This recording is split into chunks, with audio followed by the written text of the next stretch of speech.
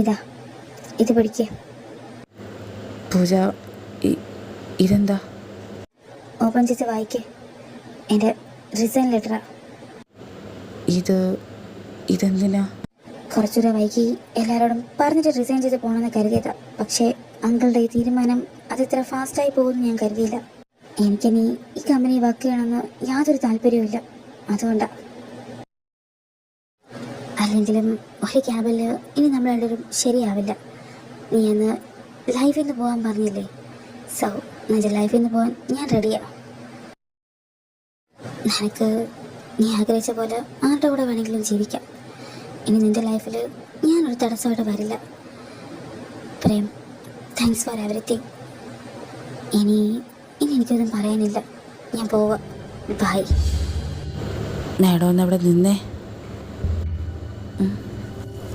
എല്ലാം